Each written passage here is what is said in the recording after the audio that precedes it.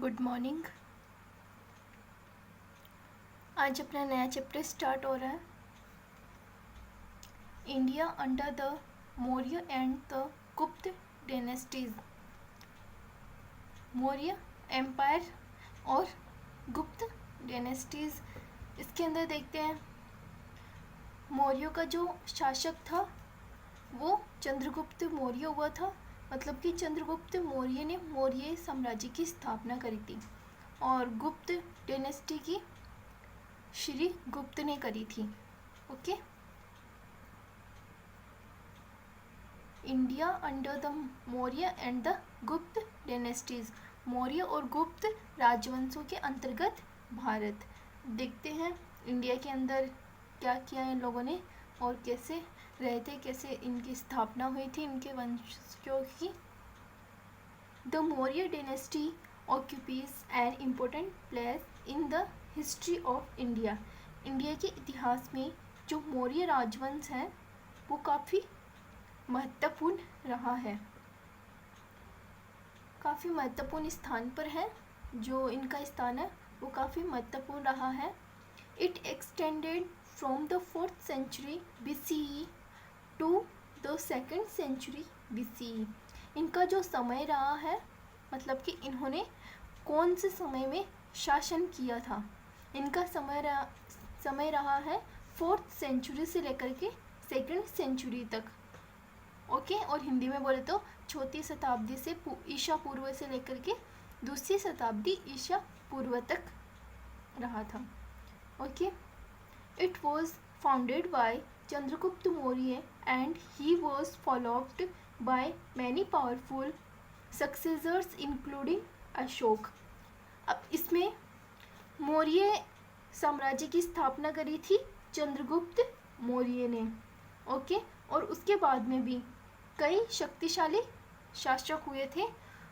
इसके बाद में चंद्रगुप्त मौर्य के बाद में अशोक सबसे शक्तिशाली हुआ और उसके बाद में भी अन्य कई शक्तिशाली इसके उत्तराधिकारी हुए थे। ओके। आगे देखते हैं, व्हाट इज एन एम्पायर। साम्राज्य क्या है। ओके। देखते हैं कि एक साम्राज्य क्या होता है। An empire is a large kingdom which is separate over a vast area. अब इसमें एक जो साम्राज्य होता है, एक साम्राज्य एक बहुत बड़ा राज्य होता है जो एक विशाल क्षेत्र में फैला हुआ रहता है। साम्राज्य क्या होता है, एक बहुत बड़ा राज्य होता है जो एक विशाल क्षेत्र में फैला हुआ रहता है। In includes people of many languages and cultures. और उस क्षेत्र में कई भाषाओं के और कई संस्कृति से जुड़े लोग वहाँ पे निवास करते हैं, रहते हैं। जैसे एक लैंग्वेज या फिर एक ही संस्कृति के लोग नहीं रहते थे, अलग अलग संस्कृति, कल्चर्स और जो लैंग्वेज है उनसे जुड़े हुए लोग वहाँ पे रहते थे। The ruler of an empire is called an emperor. और इसमें एक साम्राज्य के शासक को सम्राट कहा जाता था। इस साम्राज्य का जो शासक होता था, रूलर होता था, उसे क्या बोलते थे, सम्राट बोलते थे। ओके। अब हम आगे इसके अंदर देखते हैं हाउ इट इज फॉर्मेड। एक जो साम्राज्य होता है उसका गठन कैसे होता है, वो कैसे बनता है। An empire is formed when one kingdom conquers the other through military powers and combines it to make a large kingdom। इसके अंदर क्या होता है कि यह साम्राज्य का गठन कैसे किया, जब एक राज्य दूसरे को सैन्य शक्ति के माध्यम से जीतता है।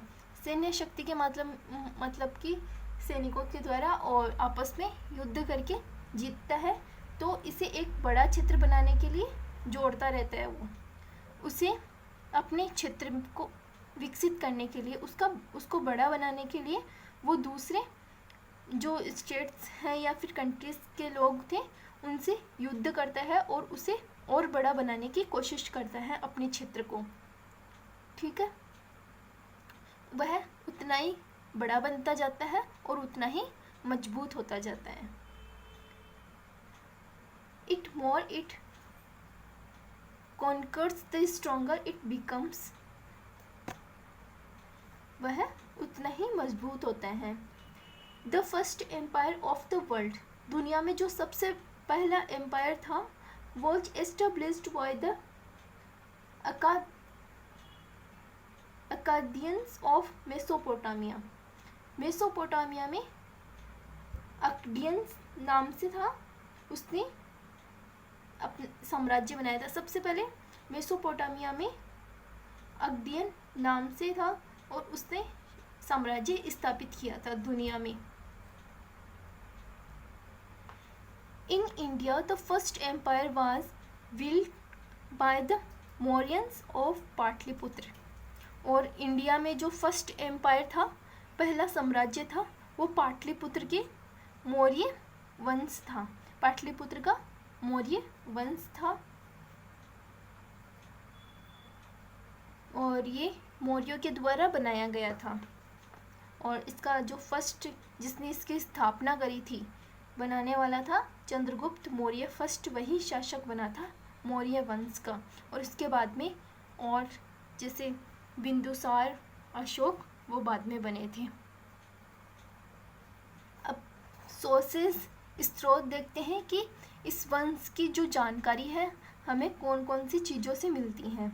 The principal sources of information about the Maurya empires are the 2 books. अब इसमें मौर्य साम्राज्य के बारे में जानकारी की 2 मुख्य बुक्स हैं, 2 इम्पोर्टेंट बुक्स हैं। कौटिल्य अर्थशास्त्र, कौटिल्य की अर्थशास्त्र कौटिल्य द्वारा लिखी गई थी, एंड मेगस्थनीज इंडिका, और मेगस्थनीज की इंडिका थी। ओके, कौटिल्य ने कौन सी बुक की रचना करी थी? अर्थशास्त्र की, और मेगस्थनीज ने करी थी इंडिका की। कौटिल्या's अर्थशास्त्र provides information about the Maurya and administration.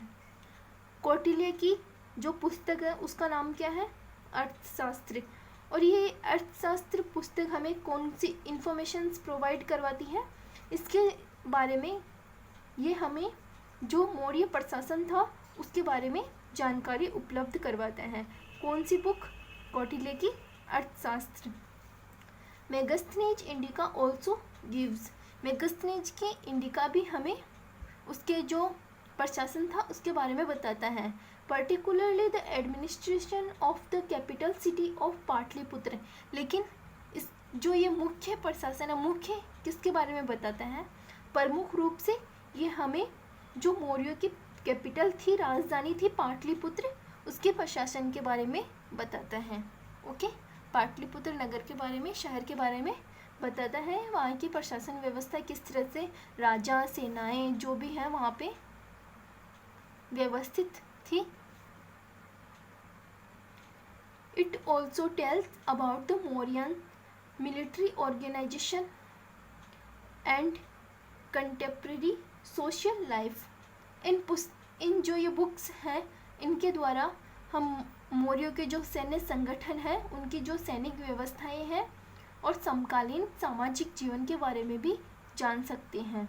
Okay, besides इसके अलावा the Ashoka inscription, inscription means होता है शिलालेख। अशोक ने कई शिलालेख लिखवाए थे। Also provide valuable sources for the study of the Maurya empire. जो अशोक के शिलालेख जिनको बड़ी बड़ी चट्टानों पे लिखवाया गया था, तो उनके द्वारा भी हमें मौर्य एम्पायर है, मौर्य साम्राज्य के बारे में अध्ययन करने की जो स्टडी कर सकते हैं। उन शिलालेखों के द्वारा भी वो बड़े बड़े स्तंभों पे जो बड़े बड़े पत्थर होते थे उनके ऊपर लिखवाए जाते थे, और इनसे जो मौर्य की जो भी व्यवस्थाएं हैं, उनके वहाँ पे रहने का जो सिस्टम था और नगर व्यवस्था थी, सब कुछ हमें इनसे पता चलता है। और उस टाइम के लोग किस धर्म को मानते थे, किस तरह से रहते थे, उन सब का पता चलता है। Okay, thank you.